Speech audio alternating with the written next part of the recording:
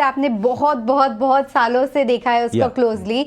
Mister Noel Tata of course has now become the head of Tata Sons as well. सबसे पहले आपसे जानना चाहूंगी, क्योंकि टाटा ग्रुप से को आपने देखा है इतने सालों से, ट्रेंड टाइटन में आप काफ़ी टाइम से इन्वेस्टर रहे हैं, क्या आप कुछ चेंज देखते हैं टाटा ग्रुप में इन टर्म्स ऑफ क्या कोई लीडरशिप चेंजेस आ सकते हैं बड़े, क्या कोई उनका थॉट प्रोसेस चेंज हो सकता है नोएल टाटा से, क्योंकि आई एम श्योर आपने काफ़ी बातचीत करी होगी, क्या उनका स्टाइल डिफरेंट है, क्या वो बहुत अग्रेसिव है, क्या वो बहुत कंजर्वेटिव है, थोड़ा हमारे व्यूअर्स के लिए बताइए. ओके, सो टाटा ग्रुप एज सच आपको मैं बताता हूं कि मेरे ख्याल से 1969 में या उससे भी पहले जब JRD Tata was at the helm of Tatas, तो उन्होंने उनके आर्टिकल्स ऑफ एसोसिएशन चेंज किए थे और वहाँ पे 3 चीज़ उसमें रखी थी कि कंपनी का एग्जिस्टेंस क्यों होना चाहिए. तो कंपनी का एग्जिस्टेंस इसलिए होता है कि वो शेयर होल्डर्स के लिए है, वो स्टेक होल्डर्स के लिए है और वो सोसाइटी के लिए है. और ये जो है मैंने और कोई आर्टिकल्स ऑफ एसोसिएशन में नहीं देखा है अभी तक.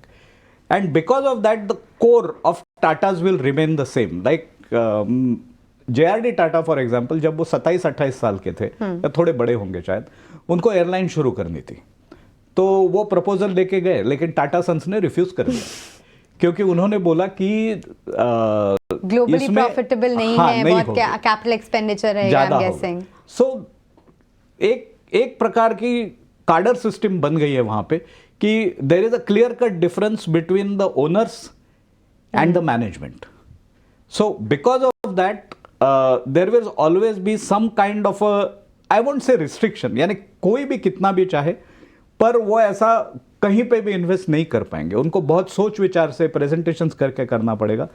रही बात नोएल टाटा की, मैं उनसे काफ़ी साल मैं उनके साथ इंटरैक्ट करता रहा और he is the perfect man suited for Tatas at the current juncture. For simple reason I will tell you, I mean Tatas are extremely lucky I think, because as they say वो जो अपना साउंड ऑफ म्यूजिक में गाना है, somewhere in my youth I must have done something good, वैसे Tatas ने किया हुआ है.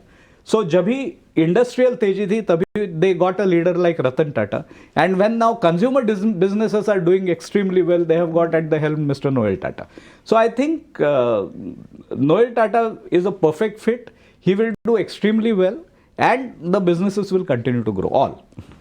बट ट्रेंड की बात करें तो कोई भी आप बुक उठा लीजिए या कोई भी वैल्यूएशन मैट्रिक्स उठा लीजिए, जो भी यूजुअल वे ऑफ कैलकुलेशन रहता है वैल्यूएशंस का फॉर द कंपनीज, ट्रेंड सबको डिफाई कर रहा है. एंड अगर आप किसी से बात करने जाओ और आप किसी को बोले 100x के ऊपर एक कंपनी खरीदे, it doesn't make sense as per the theory, but stock almost 10,000 की तरफ बढ़ता जा रहा है. ट्रेंड का आपको क्या लगता है कि 10,000 भी वो पार कर लेगा, लोगों को खरीदारी करनी चाहिए डिस्पाइट द वैल्यूएशन?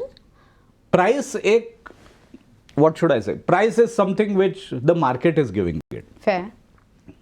अगर वैल्यूएशन देखा जाए तो आप बोल रहे हैं वो बिल्कुल सही है, वैल्यूएशन एक्सपेंसिव है,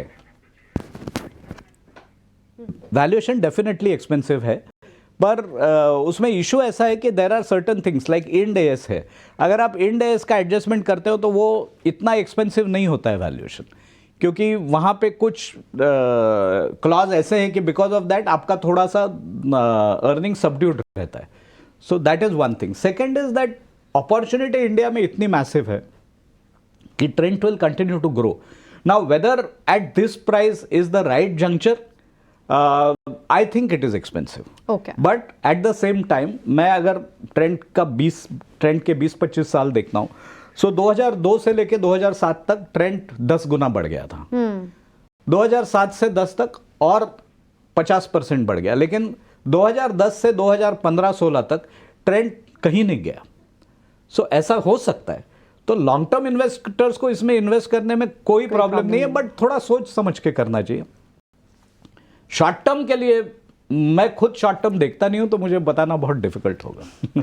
ठीक है, मैं टाइटन के ऊपर वापस आऊंगी, बट उससे पहले मुझे ये जानना है, अगर कोई बेस्ट स्पेस है अभी, या बेस्ट सेक्टर है, या बेस्ट कंपनी है for let's say 1 to 3 year या 3 to 5 ईयर, थोड़ा मीडियम टू लॉन्ग टर्म, क्या सेक्टर या क्या स्टॉक आपके दिमाग में सबसे पहले आता है? I think consumption will continue to be the mega trend. Rising per capita income के लोगों का इनकम बढ़ते रहेगा इंडिया में एटलीस्ट फॉर नेक्स्ट 7-8 ईयर्स. अगर वो आप ध्यान में रखते हैं तो any company which benefits because of that, like whether it's finance, whether it's hospitals, whether it's pharmaceuticals, and whether it's retail, all Correct. of them will benefit. Okay. You have to pick and choose the company which you think is likely to do very well. Within this space also, जो कंपनियां bottom of the pyramid के लिए ज़्यादा मदद कर सकती हैं, वो कंपनियां ज़्यादा बेनिफिट करेगी, क्योंकि करीब करीब 70% भारत की लोक संख्या ऐसी है कि जिनके पास अपना नॉर्मल खर्चे के बाद कुछ पैसा ही नहीं बचता है. Correct. तो जब भी इन लोगों का इनकम बढ़ेगा तो who will be the, I mean which will be the companies which will be the biggest beneficiaries, I think वो देखना चाहिए. ठीक है, तो lower end of the pyramid is something that one Yes. Needs to watch out for. But अगर Titan की बात करें, and उसके बारे में आपसे ये जानना चाहूंगी, बिकॉज उनका बिजनेस बहुत बड़े तरीके से डिस्टर्ब हो रहा है लैब ग्रोन डायमंड जी. से. अगर आप एनेक्डोटली अपने आसपास लोगों से बात करें, सबका ये हो गया है बोलना कि क्यों हम लोग 1 लाख 2 लाख का डायमंड का सेट बिल्कुल. ले, जब आपको लैब ग्रोन डायमंड का मिल रहा है 20,000 में, और देखने में कोई फर्क नहीं दिखता है. क्या आपको लगता है ये एक बहुत बड़ा डिस्ट्रप्टर रहेगा टाइटन के लिए और इंडस्ट्री के लिए? सो बिल्कुल रहेगा. हम लोग ने 20-25 साल के बाद टाइटन बेच दिया है. क्या इस रीजन से? Yes, mainly because of lab grown diamond. लेकिन हम लोग जब भी कंपनीज के साथ इंटरैक्ट कर रहे हैं तो उनका मानना यह है कि दोनों को एग्जिस्ट करेगा. नेचुरल डायमंड की डिमांड भी उतनी ही रहेगी. मैं ये नहीं मानता हूँ, क्योंकि लैब ग्रोन डायमंड और नेचुरल डायमंड खाली दिखने में एक नहीं है, उनकी प्रॉपर्टीज भी सेम है. It's like an IVF baby and a real baby. कुछ फर्क नहीं होता है, बेबी तो बेबी ही रहती है. वैसे ही है ये इसका.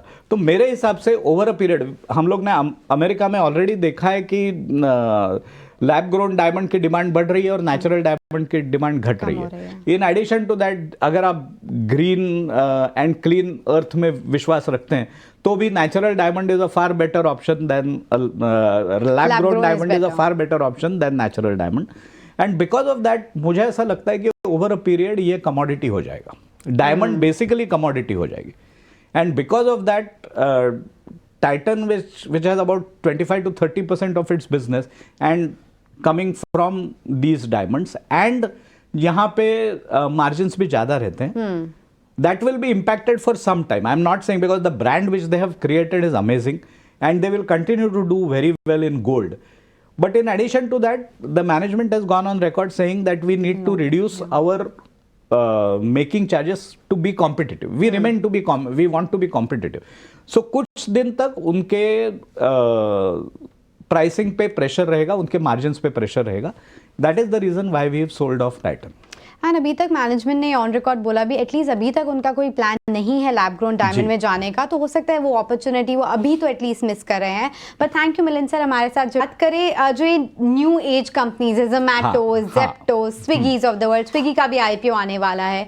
क्या ये ऐसे सेगमेंट्स हैं जो आपको अच्छे लग रहे हैं? क्या जैसे स्विगी का अगर IPO आता है, अगर वैल्यूएशन वगैरह ठीक है, क्या आप लोगों को बोलेंगे इन्वेस्ट करने का उनमें? सो ऐसा है कि जोमैटो हमने इनिशियल स्टेज में इन्वेस्ट नहीं किया. जब भी वो कैश प्रॉफिट जनरेट करने लगे उसके बाद इन्वेस्ट किया. अपॉर्चुनिटी बहुत बड़ी है. कब इन्वेस्ट करना है वो हर एक इन्वेस्टर को डिसाइड करना है. हम लोग थोड़े कॉन्जर्वेटिव हैं, तो जब तक कैश प्रॉफिट नहीं आते हैं हम लोग नहीं इन्वेस्ट करते.